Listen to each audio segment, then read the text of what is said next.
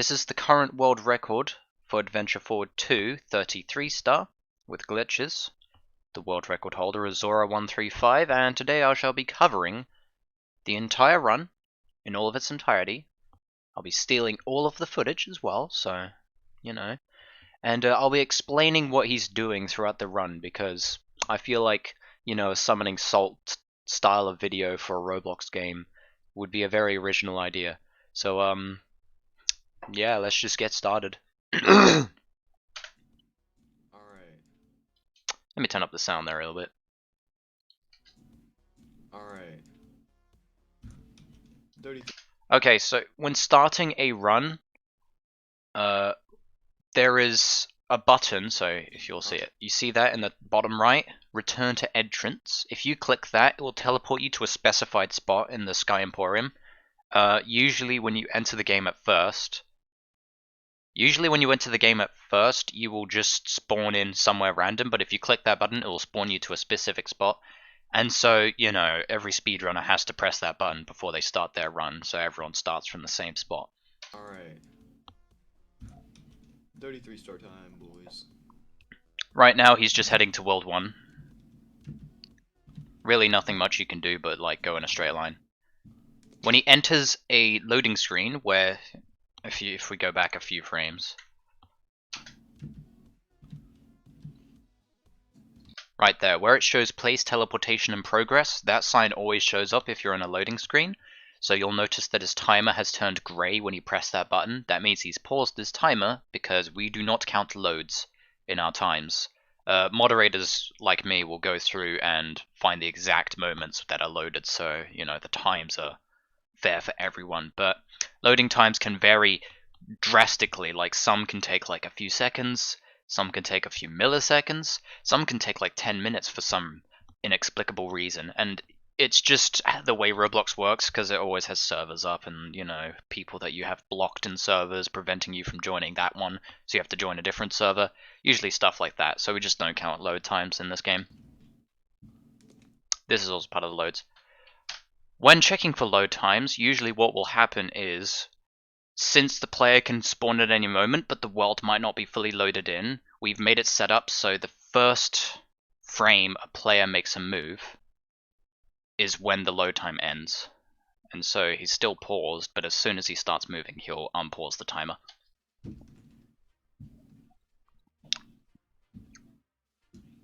Right now, he has currently activated the button for the cannon, and that cannon will activate in a few seconds. So in the time that it takes to activate that cannon, we have a bit of free time to go around and grab 2 coins.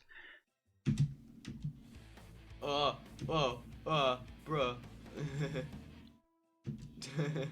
Hello, Pyro Cairo Mountain. There we go. Oh, that's me. You can hear me in the background. The Necrodancer music is pretty good. By the way, you may have noticed that he was jumping from some suspicious places, like on these leaf platforms. Bruh. Keep in mind that these platforms are actually just squares. Like, those leaves are just squares, and same with the clouds, which is why he's able to just sort of jump on midair. Dancer music is pretty good. When he grabs that button, he activates another cannon, and that gives him enough time to go and grab this coin whilst he waits for the cannon to fire. Usually we do that with every cannon we want. Alright.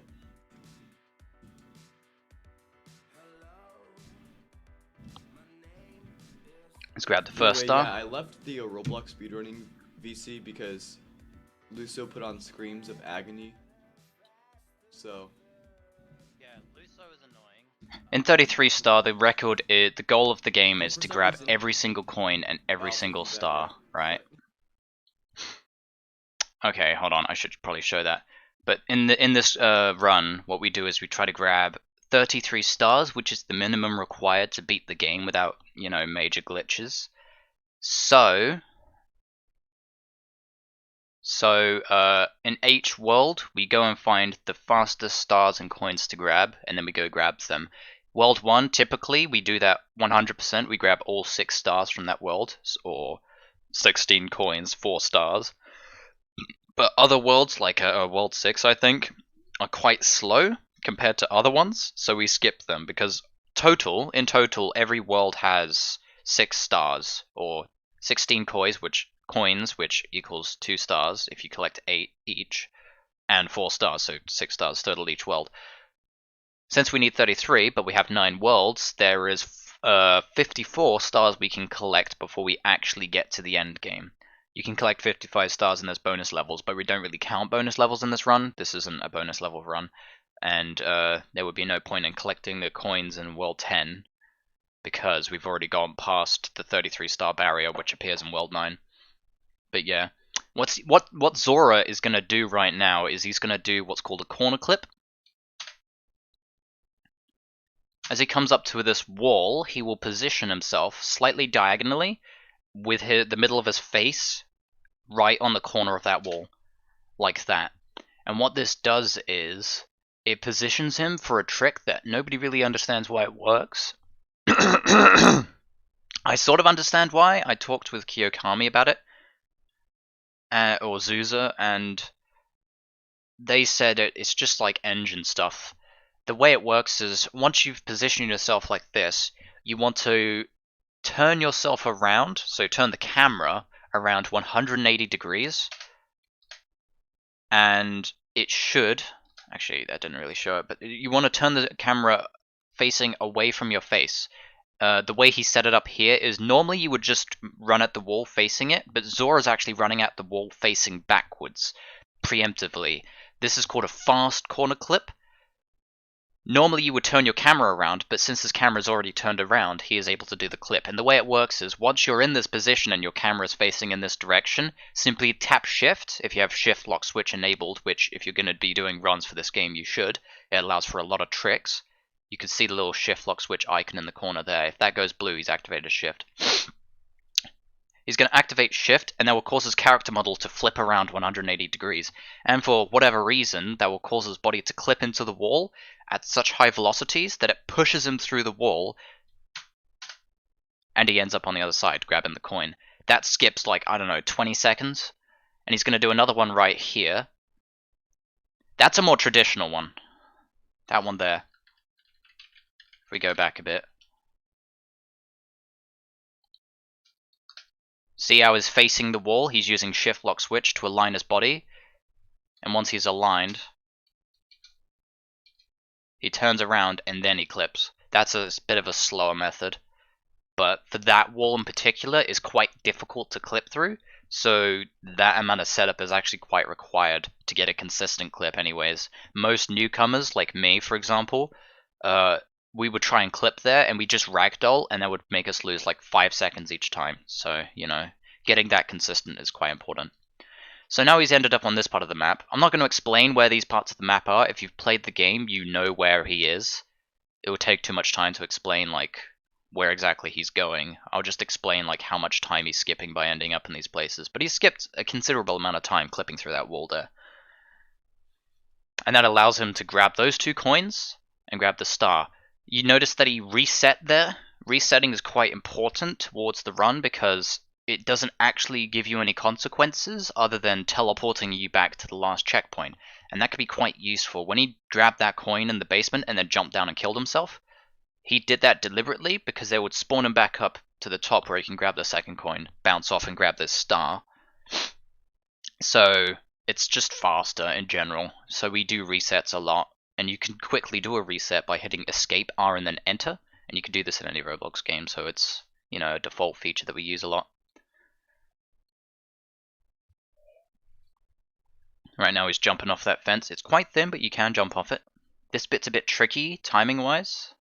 As runners, we have to, like, figure out the exact timings and how fast we have to go to reach certain cycles of hammers and whatnot. See, he resets there, teleports him back up here, gets him in a more favorable position. What's he gonna do now is called a hammer fling. Quite simply, you just jump on this part of the hammer, which doesn't have a kill plane connected to it, and then the hammer will, you know, fling up, and you will be launched into the air, like so. Quite a simple trick, just an abuse of the physics engine. He's grabbed a checkpoint there, that little stretch of white concrete that he was walking on, he just grabbed a checkpoint there. And that'll be important because when he grabs this star, what is he going to do is he's actually going to reset. He's just killed himself here. when he respawns back at the start of the world, because normally when you grab a star, you spawn at the start of the world. Since he resetted, he dies before he even touches the main world's checkpoint. Grabbing the star does not change your checkpoint. It's only when you respawn at the start does your checkpoint get changed. But if you're dead before you get there, well, where do you end up? At the last checkpoint that you touched. And since he touched a checkpoint right before the star that he just grabbed, he'll end up here instead. Quite useful. You can use that, especially in World 4, you'll see a lot of that, to chain a lot of stars together.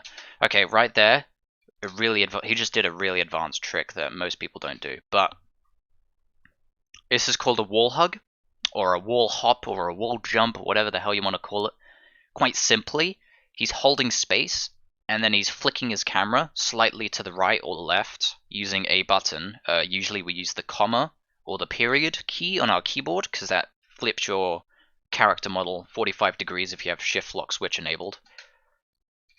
So he's enabled shift lock switch, he's, hugging this wall, and he's going to tap, comma or period, and you saw that little flicker there? That was him flipping to the left, and then flipping back. He's just tapping them really quickly, and that causes his character model to sort of go diagonally into the wall, and since your torso is technically your main body, you sort of clip through the fence there really quickly, and if you're holding space when you do that, you'll just jump off it. And that allows you to do stuff like that. You can jump off seams in the world that exist. It's a very useful tactic, but it's quite difficult to execute consistently. It's not hard to just pull it off, like, newcomers can do it at any point, but chaining them together, doing hard ones, usually quite difficult. Alright, so he's at the stage now where he's collected every single star. And since he's collected every single star, he's now going to talk to Chalet, who will spawn him at the challenge course. I don't think he's going to do anything fancy here. Yeah, he's just going to teleport to the challenge course. This one is probably the most boring of all the challenge courses. Yeah, one of the most annoying, because in World 1, us speedrunners, when we get to this point in the run, usually it's a bad run. So we try to perfect World 1, but what ends up happening is we spend so much time just redoing World 1 over and over again till we have a good run that we're just sick of it. Right, so what he's going to do, he's going to corner clip on this wall here. That was a failed attempt, because he wasn't in the right angle. And now that he's grabbed the symbol, he's going to click the gear in the bottom right there. And he's going to click Return to Sky Emporium, because that activates the loading screen much faster. Once you touch the symbol, you have it. So the faster you can click Return to Sky Emporium, the faster you'll return to the thing. And also, the faster it activates the load time, so, less time is lost.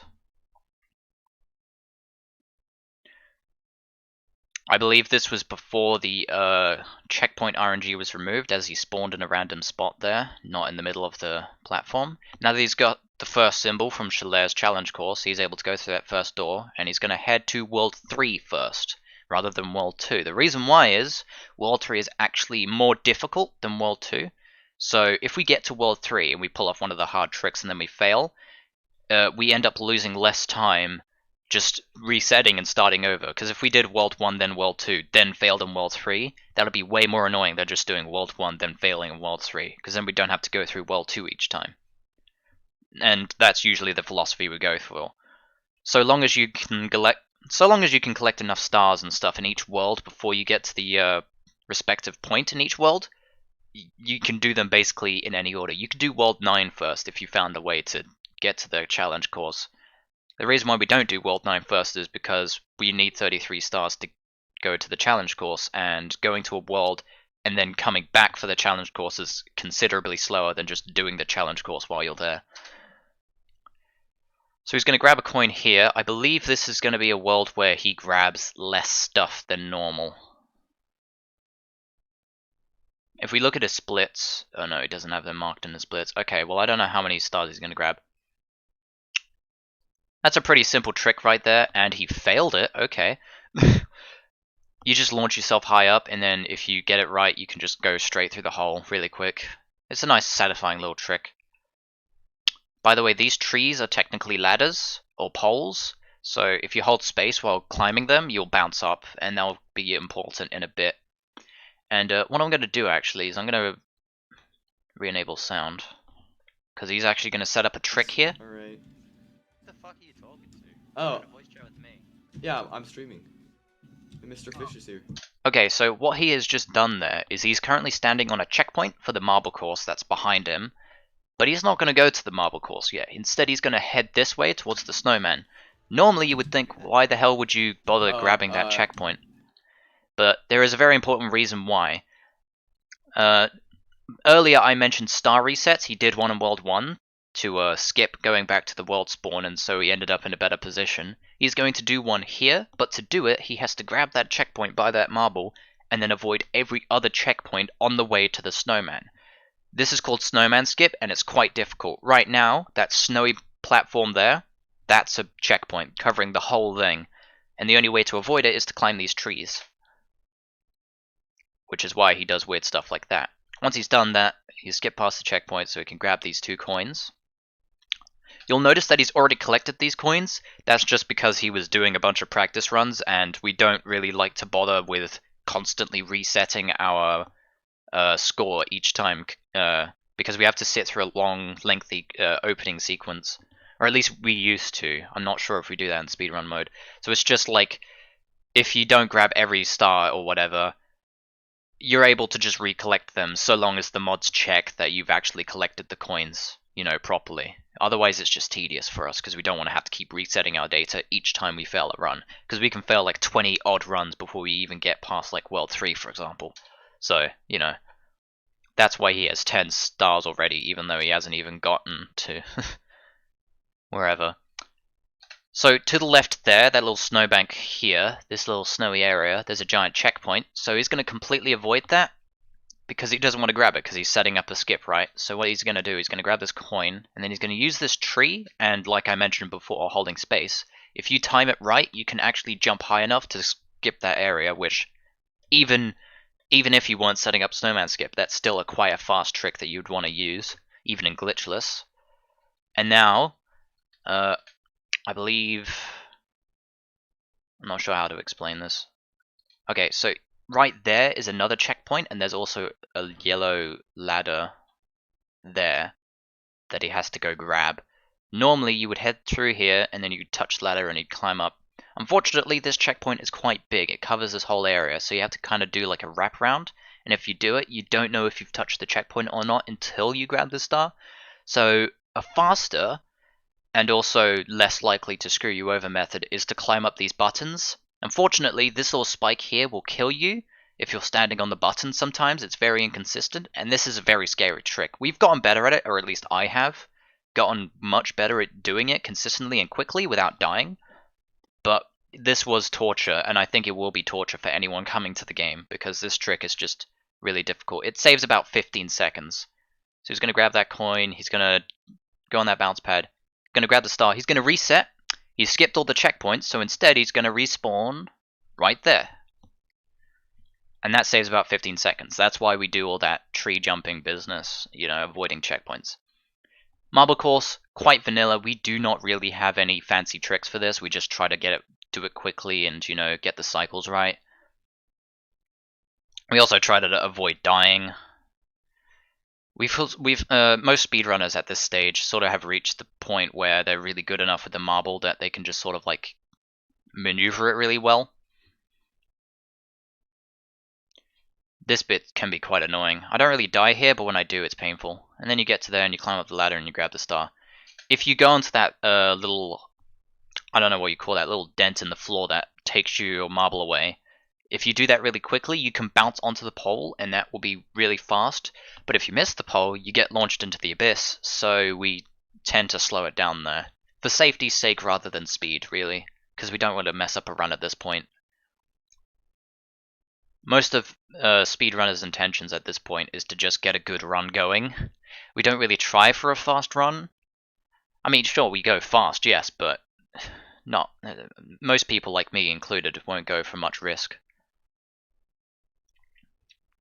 Alright, so he's going to do... This is a variant of a skip called Polar Axis Skip, and normally you would have to do this whole thing where you jump around this course. If he heads up here, there's like this whole course over here, and you have to do it, and it takes like, I don't know, 5 to 10 seconds. Maybe less if you do like a weird jump. No, it takes like 5 to 10 seconds, yeah. But it's quicker if we just go up to this wall and do a lag clip. I'm gonna explain lag clips later, because there is stuff coming up, so. But essentially, all it requires is holding a button to get you through the wall, and then he's gonna, run up that wall and corner clip. He did that a bit fast. If he'd waited 1 second, he wouldn't have ragdolled, and he would have actually saved time. So now he's on the second part of Polar Axis. This run's really just good platforming, fall down the platforms. This is a really slow one. A fast one will be you just jump down and land on the bottom platform immediately, but that one's quite inconsistent. So now that he's grabbed...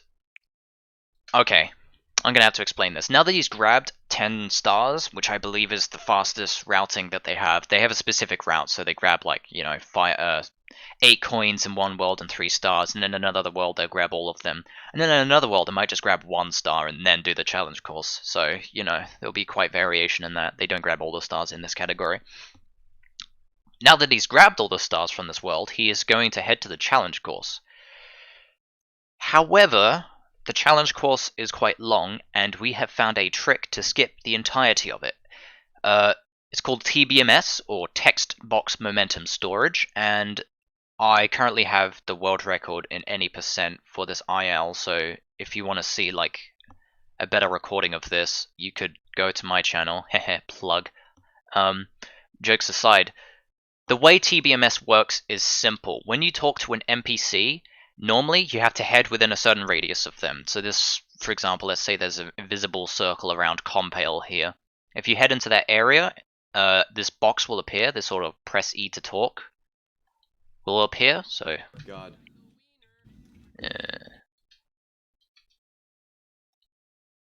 Yeah, okay, so that press E to talk will appear above your head, or, in the middle of the screen, as soon as you enter that circle. And when you do, normally that will disappear if you walk outside of the circle. So as soon as you walk in, press E to talk will appear, and then if you walk out, it will disappear. However, we found out a weird little trick. If you press E just as you leave the radius, the text box does not disappear no matter how far away from Compale you go. Which is weird. We don't fully know why it works. Has something to do with the hitboxes being wonky? We're not entirely sure. But what matters is that since Compale is the way to teleport to the challenge course, you can teleport to the challenge course from anywhere in the map. Now there are a few exceptions to this rule. If you die, the press E to talk will disappear. And if you grab a star... No, not if you grab a star. Yeah, if you just die. If you reset or die, or click return to start of world, the press E to talk will disappear. However, that does mean we can use that, grab it, and then, walk up to a star and grab it, and then as soon as we respawn back at the start of the world, you can activate the dialogue remotely from the start of the world and just teleport wherever the hell you are. That's regular TBS, or text box storage. TBMS, or text box momentum storage, is adding on to that. It turns out, if you teleport whilst currently in momentum, that momentum will be transferred to where you get teleported. So if you jump just before you teleport, you will still be in midair jumping when you appear in the challenge course. And that applies to anything, including marbles. And I think now that you sort of understand it, I'll just show what's going to happen. So he's going to activate the dialogue, and he's got it set up so when he presses E, he'll teleport, and bam. He has just skipped all of World 3's challenge course in one move. That is my favorite trick in the game, and there will be more of that to come. You can do that in almost every world. Some worlds it's not practical, but in World 7 and I believe World 3 and World 7 are the main ones that we do it in, but yeah. You might see some more of that. So now he's already skipped all of the challenge course, he's going straight to the boss fight. The boss fight is quite simple. Okay, there's no music. I just want to quickly show something. when he heads to the boss fight, you'll notice that he enables click to move. For some reason, this breaks the camera of the boss fight, meaning that we can actually move our camera when the boss is trying to manipulate it. So normally your camera will enter a fixed position, but with click to move enabled, we can just break it. Meaning we can hurt the boss in more phases than we could normally, which means we can kill the boss quicker, and you'll see that here. So will he get a fast cycle? If an icicle comes down, he's got fast cycle. Oh no, I don't think this is. I think this is a slow cycle. Oh no, it might be fast cycle. Okay, so the boss is a bit glitched there. You can't hurt the boss when that little intro thing's going on. So he zooms out, prepares for the thing, shoots at the boss. Yeah, I believe this is slow cycle, and the reason why it's slow cycle is because of this attack. This attack's really annoying, because we can't actually hurt him, because for whatever reason there's like an invisible wall or something. I think he's trying to hurt him, but if you... Oh no, he can hurt him! Interesting, I think he's figured it out. Interesting. I didn't know that. Yeah, he's figured out how to hurt him during that phase. But then you have this phase, which is also quite annoying. The way bosses work in general is, once you hit them, they have about a second or 2 seconds where they're invulnerable, and then they can be hit again. So you don't need to spam them. People always say to me, oh, Kai, you just need to spam click, just spam them and they'll die fast. No, not really. I mean, clicking helps, but you're not going to do more damage spam clicking in those 2 seconds than if you did if you just clicked once every 2 seconds, for example. So really, when you hit the boss, you'll hear like a pew noise. I don't think you'll be able to hear it in this video because he's got his audio muted. But when you hit the boss, you hear a pew noise, and then a second later or so, you can hit him again. So usually in segments like this, we just try to hit him as soon as he becomes vulnerable again. We try to hit him, and then we'll continue on. After the warm-up is finished, which is ridiculous because you can hear my voice in the background. Oh my gosh, I finished Compale while he's shooting the icicles at me in Bad Cycle. Oh my gosh, that was really good. That was a really good Bad Cycle. Yeah, that was a really good Bad Cycle. It's not funny, Mr. Fish. Alright, on to World 2. This is probably my second or first. It's one of my favorite worlds to speedrun, just because it's so chill. Just because it's so fun. And you'll see why in a bit. It's mostly just semi-easy tricks, but there's a lot of them, and there's a lot of, cool platforming. Getting Bad Cycle on Compale, but still managing to finish the cycle. So yeah, he's going to head up here, he's going to grab this coin. I believe at this point in the run, he hasn't actually gotten a run this far. So you'll start to see him actually collecting coins and stars now, rather than collecting ones that he's already collected, technically. So cycle-wise, he's going to head this way, and I believe he's going to try... Okay, so what he's done is, he's grabbed a checkpoint there. If we go back a bit. As soon as you go up this drum, that little platform there to there, there's like a big checkpoint covering that area, and if you touch it, which I think he has, he's touched the checkpoint, and now he's gonna, bugger off somewhere and grab some more coins, and then he'll reset to respawn back there. So he's gonna grab these 3 coins. Good timing, he got it before the thwomp went up, and now he's here. Yeah, he didn't grab the checkpoint there, so he ended up at this checkpoint instead, which is the one just before it, and so he fell into the abyss. This was before I patched checkpoint RNG, I believe, so stuff like that won't really happen, him just falling into the abyss. So, we should see better runs come out of checkpoint RNG. Alright, so he's heading up the stairs quite fast. These trumpets, you can just sort of jump on them at any point. Okay, so he's got a decent cycle. He's going to wait here for it to move him along, and then he's going to jump onto these piano tiles which fall down, but we're too fast for them. Grabs the star. Pretty basic. Yeah, checkpoint RNG. Right, so what's he going to do this time? He's not going to activate TBS. Instead, he's going to... What's he going to do? What's his plan here?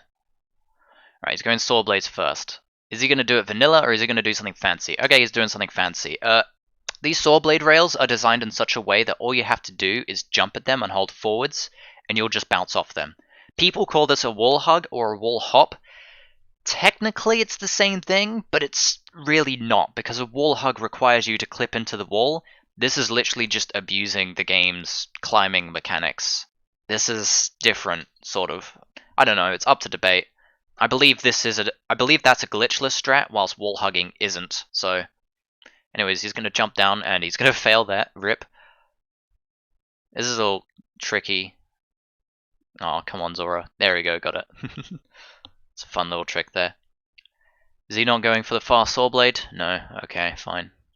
If you wait a few seconds before you get on that rail and time it right, you can actually get off that rail much faster. That's a little trick I like to do. It saves like a second. It's not really worth it though, because if you fail it, which is quite easy to do, you end up wasting a lot of time, but I do it all the time. He's going to grab this coin and then he's going to reset.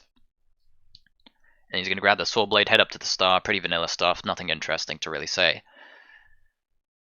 Again, World 2 isn't really that complicated. Unlike World 3, which is just really complicated, or World 7, which is just insanely complicated. Some of the best worlds, difficulty-wise, would be World 7 and World 8. World 9 is not really that interesting, especially in any percent, because we actually skip all of World 9. We just don't bother with it. We just literally hate World 9 so much that we only do the challenge course, even though the challenge course is the hardest part. That's just a good jump. A lot of Adventure Forward 2 is figuring out what jumps you can and can't make. And as we slowly learn what we can and can't jump at, we, get better. It's not all tricks and glitches, it's a lot of just figuring out, well, how far can I jump? So he's going to grab that coin, pretty good timing. He's going to use that bounce pad to head up there. That's another, small time save. And in fact, since he used that bounce pad to head straight up to this disc, normally you would bounce up here and then walk along and then jump down to the disc. Since there's a checkpoint here, he's actually skipped that, and that's useful because he's going to actually reset here. And when he does reset here, he's going to respawn here, which puts him a bit closer to where he wants to go, which is to the aquarium. So there's 2 coins in the water here. He's going to grab that one, and then he's going to head over here. Bit lazy coin placement, but, can't blame them. Usually when grabbing coins in a world, you'll either be grabbing 0 coins, 8 coins, or 16 coins, because you get a star depending on how many. Since he's got 15, he's going to be going for the last coin. This is a Zen Clip, by the way. What you just saw is a variation of the corner clip, but instead we do it sideways. We call it Zen Clipping because Zen Coiner, who's a speedrunner in the community, does it a lot. We sort of angle ourselves like that, and then we try to clip. I find it funny that Zora did a Zen Clip here, because he always gives me shit for that, because I Zen Clip there, because I think it's really easy, but he lag clips, which I think is inconsistent and trash. So him doing a Zen Clip there is quite poetic. Right here, you can just, squeeze past those swamps if you head against the wall and go sideways. Grab that coin, got a star for grabbing all 16 coins, and now he's going to grab that star. He's going to end up back at the start of the world, and I think he's going to do the challenge course normally. We might see some fun tricks. I don't know.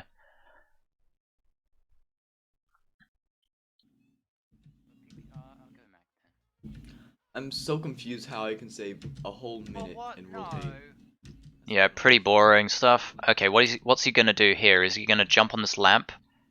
And this is a really tricky jump that we started doing recently, but if you time it right, you can jump there and it saves like, I don't know, a second of time. It used to be that little drum down there, if I head there, if you see that little drum down there, if you like hold minimize, which is the same thing that we use for lag clipping, if you did that or something, you could get the drum to bug out and it would launch you all the way up to here.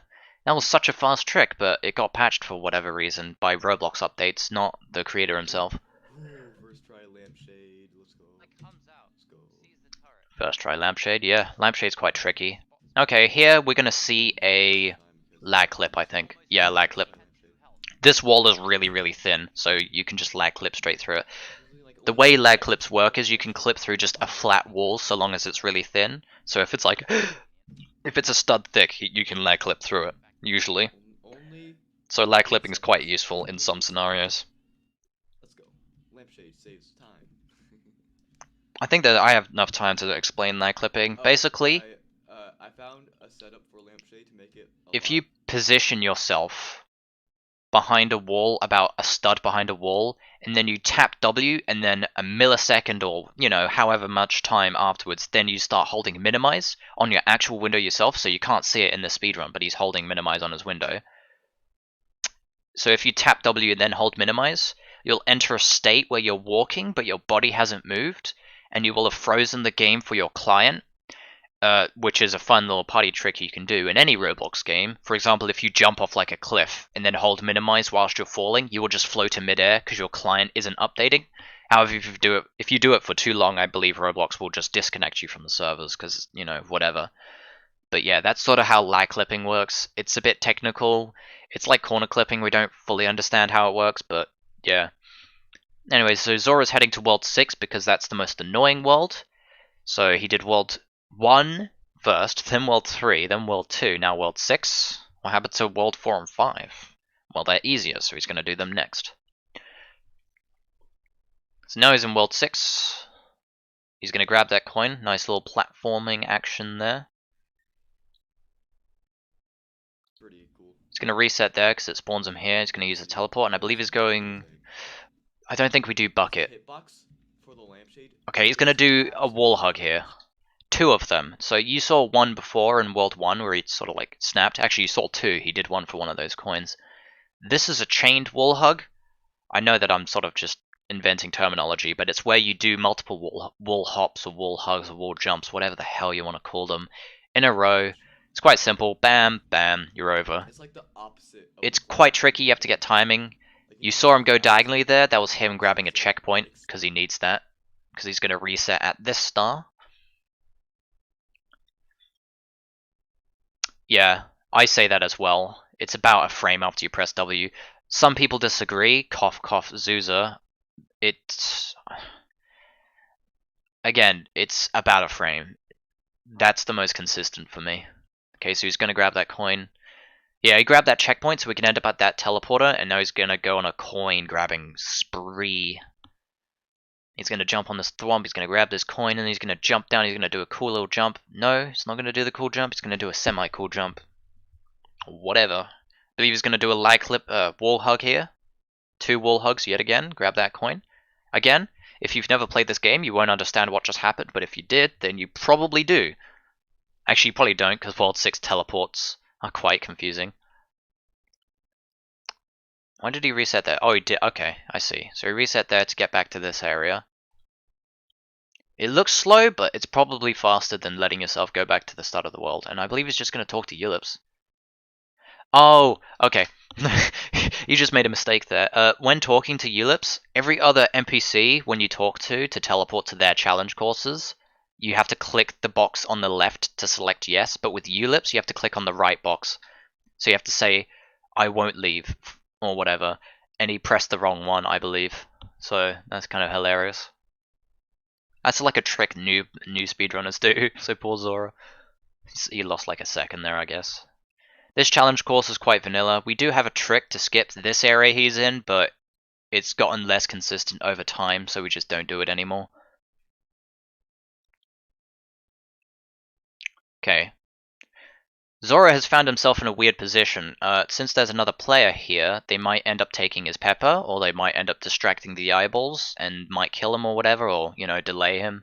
That's a big problem with this game, just other players. In speedrun mode, I think Roblox set it up so every server's single player, so that shouldn't happen, but, you know, whatever. Alright, so now we're in a boss battle. Is there music? In danger zone. Hot. No music. I like the music in this boss fight, it's really good. This boss is probably one of the most interesting because we have a soft lock for it. There is a certain attack that this boss will pull off, Ulips will, that if we jump at the right time will cause it to just soft lock. But it won't soft lock in the sense that you can't fight the boss. The boss will just stop moving and you can just shoot at it without, you know, having to dodge or do anything. Yeah, he did it there. So basically, the way that attack works is he's going to throw the moon at Zora, and if the moon touches the floor, a shockwave effect will appear, and then he'll move on to his next attack cycle or whatever. However, this thing slows down for whatever reason. I believe there's like some math involved, like go at 100% speed, then 50% speed, then 25, slow down to a stop or whatever, to sort of simulate going slower as it gets close to you. I don't know. But if you jump and you're far enough away from Ulips, it will end up angled in such a way that it never actually reaches the floor, and so will just stay floating in midair.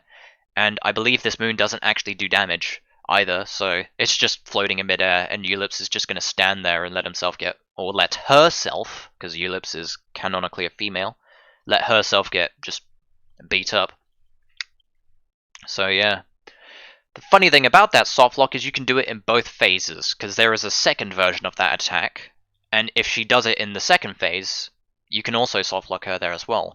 You will want to get the second soft lock phase. The first phase soft lock isn't really that useful, but if you get it in this phase, it can actually save a lot of time because it skips a bunch of attack patterns. I believe will be her second or third attack usually. Come on. Okay, yeah, she's gonna do it here, I believe. Yeah, Moon's gonna appear, and then she's gonna start charging, and she's gonna charge like 7 times. I don't even know. I can't remember, man. That's 5th, 6th. Okay, jump. Hey, he got it. Alright, 2 soft locks, nice. Thanks, Zora. Now you can demonstrate what I'm talking about. Pretty fast Eulips. You know, that was a really good Eulips. He's still losing time somehow. I believe he had a bad World 6 in general, maybe. Oh yeah, he also enabled click to move for that boss fight as well, so it allows him to hurt Eulips during certain phases. We just do that for every boss except for Ixol, Sialm, and Celestial. Some people enable it for Celestial, but, you know, the only bosses that it really matters for is Compel and Eulips. With the other ones, it doesn't actually save any time, I believe. So now he's going to head to World 5, because World 5 is, I'd say, less annoying than World 6, but still quite annoying. I'm thinking she says Hack-a-loogie. In World 5, I believe they only grab 1 star for some reason. I always found that weird. Their current routing for World 5. I still don't understand why it's faster to just grab the 1 star here than to grab a 1 star in another world like World 6. But, you know, whatever. I believe he's going to set up text box storage here. Yeah, he's got it. And now he's died. Rip. That's fine. There we go. Yeah, so he's enabled it. And he's going to go grab that 1 star in the Temple of Kings. Since he's not doing text box momentum storage, all he's going to do is grab the star and then immediately teleport to the challenge course as soon as he spawns back into the start of the world, because it means that you don't have to walk back to the point once teleporting back to the start of the world. It's just a bit faster. I believe it saves like 5 to 10 seconds here. He's going to do a really tricky trick there, and he pulled it off. Good job, Zora. So he's going to wait for this start. Yeah, as soon as he teleports, he presses E, and then, you know, he's going to skip this entire challenge course, because it's built in such a way that if you just jump around this pillar, you can actually get to the very end just easily. I love that trick. It's so fun. It's a bit tricky, but it's a fun trick. So yeah, he's just skipped all of World 5, basically. It's quite fast. Probably one of the most optimized worlds out there in terms of challenge course. We don't even need TBMS to make World 5's challenge course fast. Right. World 4. World 4 is one of the most interesting, and yeah, okay, Zora's going for the faster method to get to World 4. He's going to lag clip through the back of the bonus shop right next to Lavender Heights. If you lag clip here and do it right, you'll end up in behind World 4 and you'll teleport. It's a pretty useful clip. Doesn't save too much time and it's quite hard to pull off. If you do fail it but you get stuck in the wall, move slightly to the right and do E point. That's a little trick for you if you want to try that for yourself. A lot of these tricks just require a lot of practice. You can tell Zora's quite practiced. That's why he's the current world record holder, because he's able to pull off tricks like that consistently, or at least semi-consistently. That's the difference between a new and a good runner. Okay, so he's grabbed the coin. Bit of a wonky movement there, but whatever. Okay, so he's not going for the fast water coin grab. That button does not give you enough time to grab all 3 coins, so usually what we do is we just grab 2, then press the button again, or we find some other way to grab the other coin. There's 2 other ways. One way I like to do it is jump, do a high water jump off the water, which is a bit tricky, but he's not doing it here, so I can't exactly show you what that is. Another method is to just do what he's going to do, which is grab the star, reset. This is why I like World 4, by the way, because you reset every star. So you just chain them and you don't have to keep going from the start. So he's going to clip through here and he's going to grab the second star because it's right behind that wall. You know, easy 2 stars. That's why this world's so fun, because you just grab a bunch of stars all at once. Now that he's grabbed that, he's going to reset again, and he's going to jump sideways, he's going to grab that coin. And since he grabbed that coin, he's then going to grab this coin through the wall, like that, because his arm sticks through the wall slightly, and he's going to use his arm to stick through the wall to grab a checkpoint, and then he's going to reset there, which will spawn him on the other side of the wall. That's a little fun trick you can do. It's really easy to pull off. If you want to try and do it yourself, go up to the wall, and as soon as the music changes, just reset.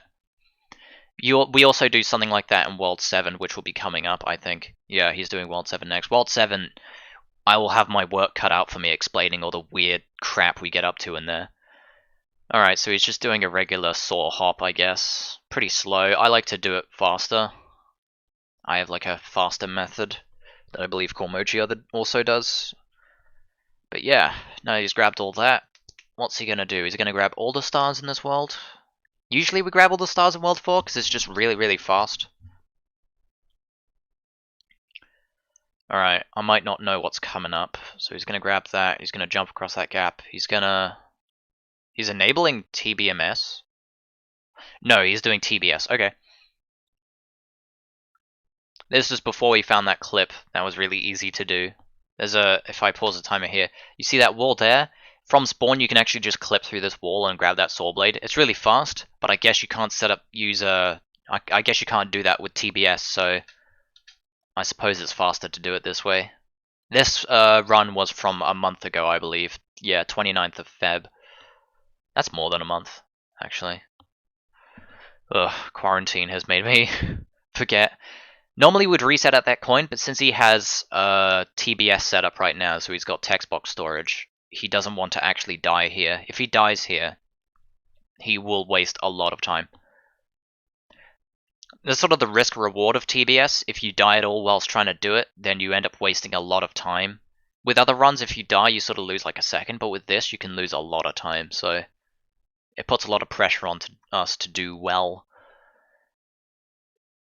So I think he's going for all coins here. Yeah, he is. Okay. Interesting routing. I like that. That's less complicated than the way Cormoji does it. Yeah, I like that. I'm gonna do that in my runs now. What the hell? Okay, so as soon as he teleports, he's gonna end up in the challenge course. It didn't look like anything changed, but he teleported to the challenge course just as soon as he entered the main world spawn. Okay, so what's he gonna do here? Is he gonna do the fast strat? Yeah. Before we had a bunch of really cool like clips and jumps and stuff, but then we discovered that you can just clip through this wall, and now this challenge course is really boring and easy, which is kind of depressing, but you know, whatever. It's not as fun to watch, but it's easier, so I guess it's good, I guess. Okay, so this is the first major lag clip. This one is super useful. I don't know why he headed that far to the left. There was no need for that, but he's just going to lag clip through the wall, touch a barrier underneath the map that teleports you back up if you fall off, and he's just going to be at World 7. You can use that to skip to the end of World 10, or World 9 or whatever. It's going to do a little wall hop there, next to that bounce pad, and he's going to go on a coin-grabbing spree. Right now, I believe they grab 3 stars in this world. They don't grab the dragon stars, meaning they probably only grab 8 coins. Yeah, okay, so he's going to do red dragon skip. This is really fun. It's not really skip as much as it's just good platforming. If you have a pepper for long enough and you time it right, you can just skip the entire red dragon at high speed, which is quite fun to do, but tricky. And there's 2 different ways of doing it. Okay, so he's grabbed that coin, he's going to head up here. Alright, you're going to see some insane crap. Please don't take his marble, god. I hate when players are there and they're just like about to grab a checkpoint or a power-up that you want. So that's a small little trick, but that's just a snippet of what's to come. You'll notice here that he's going to grab this star. We just completely skip all of that. We just grab that star, then we reset, and we respawn back here. It's stupid. I love it. There's an invisible death barrier there, but if you jump high enough, you can just skip it. And then... do I need to explain what just happened there? Because I feel like it's pretty self-explanatory. He just bounced. Like, there's nothing more to it, man. He just bounced. There's a checkpoint on the other side of that wall, so if you wiggle your camera a bit, your arm will clip through and the music will change. And if the music changes, you know you can reset and go on the checkpoint. The way that works, by the way, is checkpoints have music set to them, so if you grab a checkpoint with a different song than the one you have, you will hear a music change. So that's a very good indicator if you're going to grab a checkpoint or not. In World 3, Snowman Skip has that as well. You know you failed if the music changes, I believe. Oh yeah, he did another checkpoint clip there, and he's going to do a Zen Clip here, which is really fast. Before we do a corner clip, but that caused us to ragdoll, and we don't like ragdolling because it wastes time. Oh, is he going to do it? Yeah, okay, he's setting it up. This is TBMS. Jesus Christ, YouTube compression hates the brick texture of Roblox. Either that or the bitrate of Zora's runs are just really bad. Man. So he's currently got text box storage, and he's going to set up probably the most overpowered. This is like less impressive than World 3's TBMS, but it's still really good because it skips so much. The old challenge course for this world was so hard because we had a bunch of tricks that were just really difficult, but right here he's just going to use a bounce pad, teleport as soon as he has the bounce pad momentum, and use it to literally jump behind yourself and grab that symbol. I theorized for like a year or so, like, I thought, well, the thing's right behind us, right? So we should be able to grab it, right? Like, come on, we need to figure out a way. And then we did, and as soon as he found TBMS, I was like, wait, is this possible now? Can we actually do World 7 God Skip? So yeah, that's World 7 God Skip. I know that other people probably don't call it that, but I'm going to call it that. It's God Skip. It's godlike. That's such an amazing skip. World 8's such a fun world to do as well. Jesus Christ, Zora, what was that? A lot of these cylinders, by the way, are actually squares with meshes, so they have square hitboxes. It's very weird. It can be annoying at times as well. Right, so he's going to grab that. What's his plan? What's he gonna do? Alright, I believe he's doing the palm fire routing. Back when I first joined the community, there was a routing. Oh yeah, this is like a faster way of doing the electric doors, I think. No, that wasn't the fast way, whatever. Oh, is he gonna do this? Yeah, okay, that red thing there doesn't kill you at all. So, you know, fun fact. Is he really trying for that? Jesus. That trick's so difficult to pull off, I don't know why you'd try that. That's just a vanilla wall hug, two of them. That's quite tricky. Most newcomers won't be able to do that, especially after doing that. You then have to do like a corner clip or a lag clip or something. That trick's really annoying. I hate it. I wish, like, I'm decent at it. I can do it consistently, but I hate it. It's just really difficult and it requires a lot of practice. If you've played this game, then you'll know about the marble course in World 8. Why are you doing at that angle, Zora? What? Weird, okay. Zora does his corner clips in weird angles. I don't know why he does that. But yeah, this marble course is really long and tedious and quite difficult and inconsistent and blah. And, you know, people don't like it. It's like one of the things that they hate about this game. So, we just sort of skip all of it. You know, like, we just clip through the wall and we're done. We don't even have to touch the marble. We don't have to even go around that giant ring. So, you know, that's a whatever, I suppose. Right, how many stars does he have? 31, so he needs to grab 2 more stars. He was collecting coins, right? So he's going for coins. Yeah, and he doesn't grab any stars in World 9, so he's going to grab 1 more star and he's going to grab a coin, and I believe he's going to grab solar-powered run. He's going to grab this coin up here. Yeah, he's going to get the solar-powered run star, or maybe he'll get the underwater star. I'm not entirely sure. What's Zora's plan here? What's the fastest star to grab, Zora, hey? Because I don't know, because I don't run any percent much. Okay, he's going to corner clip into this area. Not going to explain where this leads. If you played the game, you sort of know. But it allows you to skip quite a large chunk of solar-powered run. He's like skipped like half of it by now. This is halfway through the thing, and he's in the end segment of this star area, which is pretty fast. He's currently on 32 stars. He's grabbed 2 of the coins, and now he's just going to head to the star and grab it. You know, nothing interesting, just grab a star. Good platforming, I guess. Well done. Clap, clap for you. Now he's going to go to the challenge course, and we're going to see some cool tricks. Because this challenge course has some really cool tricks. We go out of bounds, and I really like it. Oh yeah, fun fact, you see that red ring? That doesn't actually kill you, like that other red ring. Only these things do, and they're underneath it, but if you just jump, you basically don't die if you touch them, so that's a fun little trick. Yeah, here's another fun trick. Just a little bit of platforming there, and you can just skip like half of that entire segment, so, you know, it's whatever. He's going to turn into a marble here, because there's a marble spawner and checkpoint there. And now that he is a marble, he's going to go here, and he is going to corner clip. Like I said before, these cylinders are actually squares, or cubes in disguise. So this is actually like a square here, and there's a little corner here, and he's going to use that to corner clip. So yeah, he's clipped through, and he's currently out of bounds. This is like a replica of the main world, but with all the obstacles stripped away, because this is the challenge course. He's going to wall hug there. That cylinder is also a case of a square in disguise. And then he's just going to jump to the end. Isn't that the guy that at the start of the run? Hold on, Ruby. Ruby. Okay, he's 33 minutes. Yeah, Ruby Quartz. He had 23 stars. It took... Okay, hold on. I know this is distracting, but... So we had, what, 23 here. 28. So in the time it took Zora to grab 33 stars, this poor Ruby person grabbed 5. Bit embarrassing.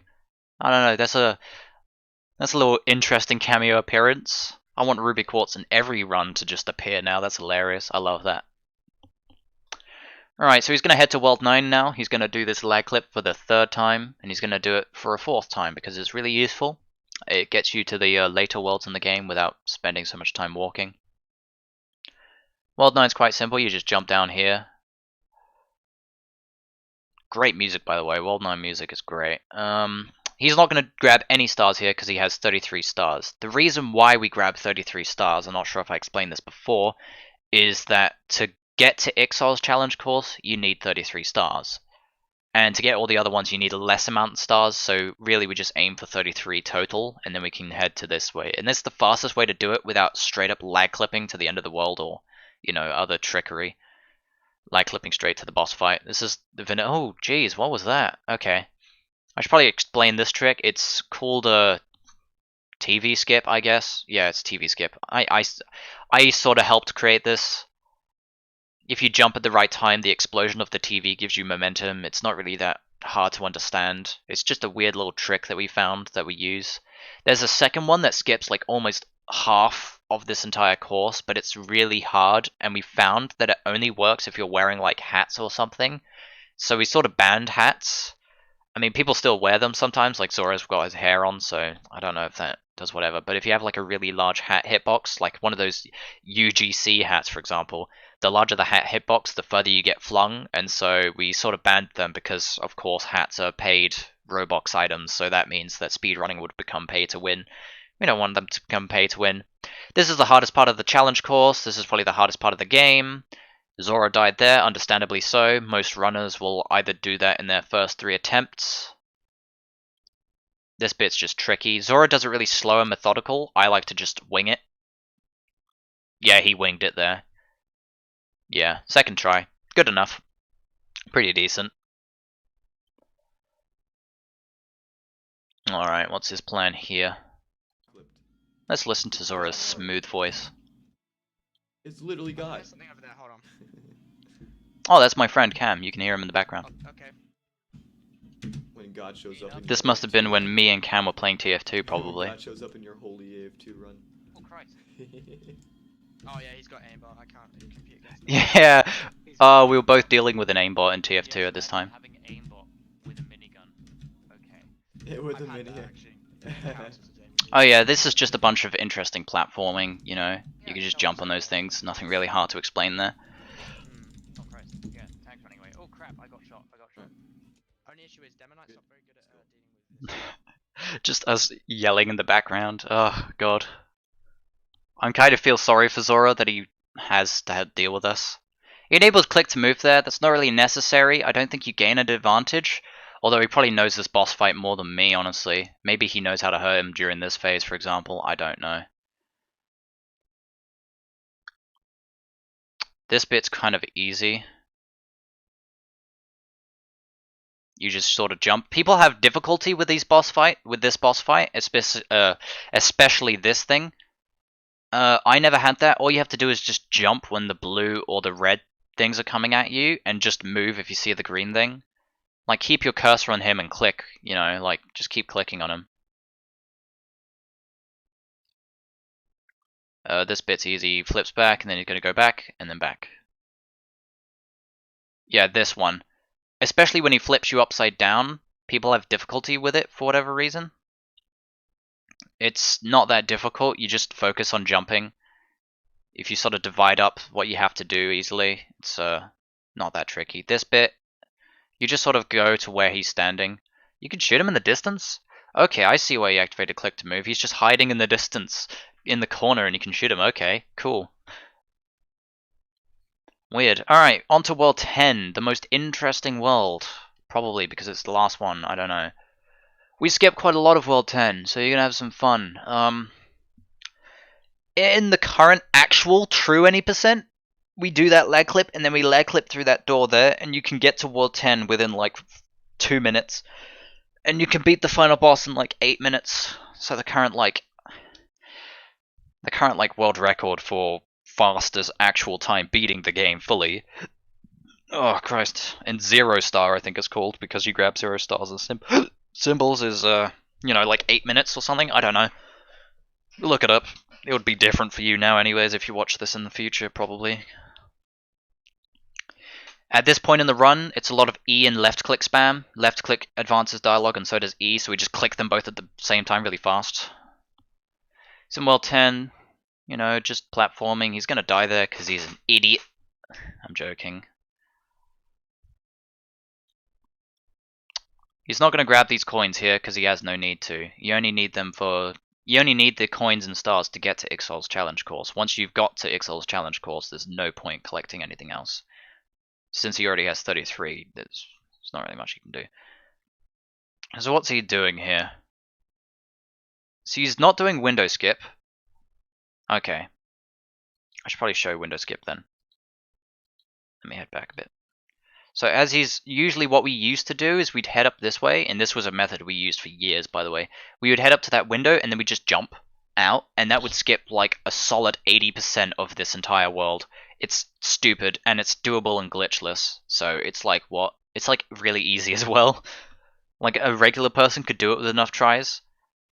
But yeah, Zora's gonna head up here, and this is slightly faster, I believe, but he's gonna lag clip through this wall. And then he's gonna corner clip, and then he's gonna end up here, which skips a bit of time. I should probably show where window skip puts you, actually. Come on. Yeah, corner clip. Okay, so if I zoom out. Yeah, okay, so when you jump out the window, you end up below this platform here, and then you jump up this ladder and you end up here. But you still have to go around like this whole area, and then you get to here. So that saves a bit more time, because you can't get through that kill barrier there. Here he's going to wait just enough time till his saw blade's about to run out, you know. And then he activates it, and that causes him to launch just far enough to land on that teleporter. It's a small trick. You wait until there's like half a second left.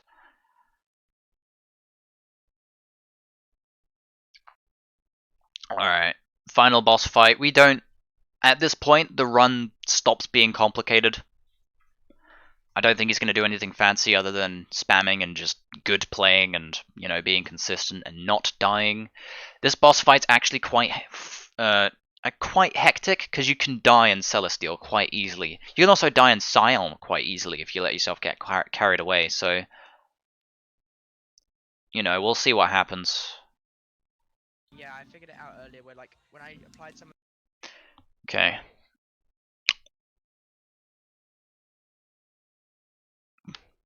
Right, so he's just gonna, yeah, he's just gonna click at the boss, you know. Most people, when they do these boss fights, they like to zoom in, and then, you know, in first person try to shoot at the bosses. I never understood that, because it means you can see less of your battlefield, and you can it's harder to dodge stuff, and also if the boss leaves your periphery of vision, you can't shoot at it. I never understood why people used to do that, and apparently people realized that that's stupid as well, and so they stopped doing it, and now they've just stayed zoomed out. Staying on sort of the edges of the arena and shooting from afar is typically the best way, because, you know, you can actually see what's going on, and if the boss moves, you can just track him really quickly.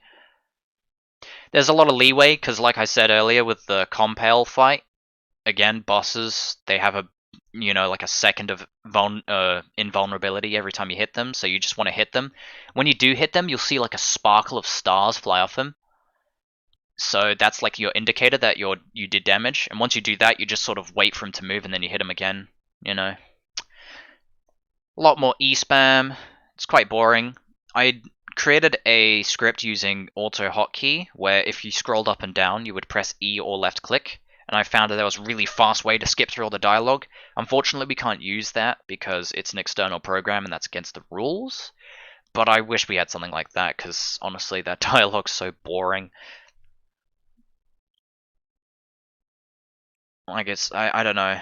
People, it's very iffy. Like, removing checkpoint RNG was for fairness, but like, maybe not removing the dialogue, but making it automated. It's a bit of an iffy.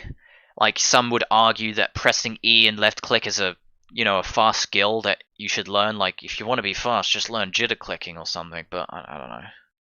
Nobody really has done anything to.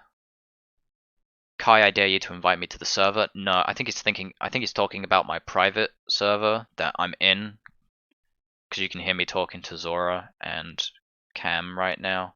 So they must be in my private friend server. But I don't invite anyone to my private friend server unless I think they're chill. So you're not invited. Sorry, man, you're not invited. Fish, I don't think that's gonna happen. What? So with the regular Oh. demo night kit, you know, with like just the Islander and the Splendid. Yeah, we're playing so much TF2 at this time. It's not, I'd say, as ridiculous until you get 4 heads, and then it becomes like as absurd. But the best kit for trimping is the Claymore and the Tide Turner. You have Cheez-Its? Bruh. Mmm, Cheez-Its. Hybrid night things you can do. Let's just listen to Cam's Hybrid Night explanation. What a solid. He loves Demo Night. I've been playing TF2 lately. I know this is unrelated to the run, but at this point there's nothing really to explain, he's just dodging stuff.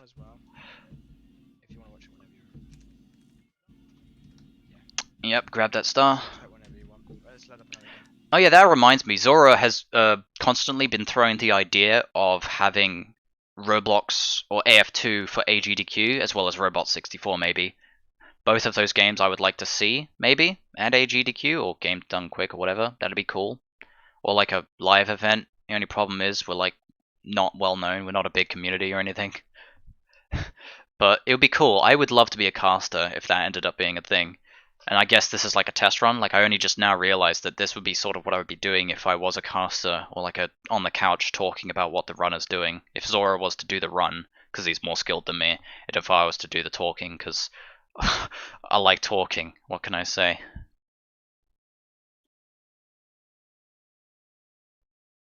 Alright, so he has 3 more symbols to collect. Actually 4. He has to grab Aralyn, this one. Oh, he does the weird trick? Really? Zora, what are you doing? Okay, that trick there, if you jump off and hold space, you just sort of like teleport sort of into midair, and you can use that to skip some sections. The only problem is you take damage if you do that, and if you fail it like he did, you'll take even more damage. It's not really worth it because it doesn't speed up this time, because this boss fight is literally just a trolley. You know, it literally just like, you cannot impact how fast this boss fight goes. You can only impact whether or not you die, and whether or not you miss a symbol before it goes away. So you just want to grab symbols quickly before they disappear, and you also don't want to die, because if you do, you just lose time straight out. So, you know, it says he's losing time. What's his current thing? 46:05. What's the current world record? 46:03. Okay. Well, he saved time by a lot. Man, these runs used to be barely scratching an hour, and now we've lost 20 minutes. Or at least almost 20 minutes off that. So, you know, it's insane how fast we've optimized this game. talking about this, we might offend someone. Okay, call me when someone's offended. It's always, you might offend someone, not I'm offended. If you said I'm offended, and then started an argument, then we would do something about it. But nobody's There's at me that point ranting. talking to each other. Like, bruh. I feel like I might get in trouble for that comment in the future. I'm not sure Oh. why. Maybe because someone's offended. But yeah, Zora's done now. As soon as Stratosphere shoots a laser beam or throws whatever, the screen will go white. He'll hit the split. 44:16. I believe. Yeah, the final time is 44:16. Apparently. Yeah, sure. Yeah, that's it. That's the whole run. Good job, Zora. You did good. Yeah. I believe that's about everything I have to talk about. If you learned anything, good. If you're interested in speedrunning this game and didn't understand anything that happened, there's a preview of what the kind of stuff I watch. I should probably hide that. Okay, let's just look at Google instead. Yeah, let's just look at chess.com. Let's look at chess.com. That's more interesting to look at. Yeah, if you want to speedrun AF2, you can join our Discord. I'll link that in the description, and you can talk to community members. If you want to learn the routing, watching this video probably helped you, but the best way to learn the routing is to do individual levels. If you are an established speedrunner already and you just wanted to watch this video, cool, hello. Shoutouts to Douchebag, Lucinize, Terminating Taco, whoever the hell else, Ixol, Palmfire, Bronze Sword, shoutouts to Overworld YT, you the man. Shoutouts to Quantum. I don't know what else I have to say at this point in the video, so yeah, no, fuck off.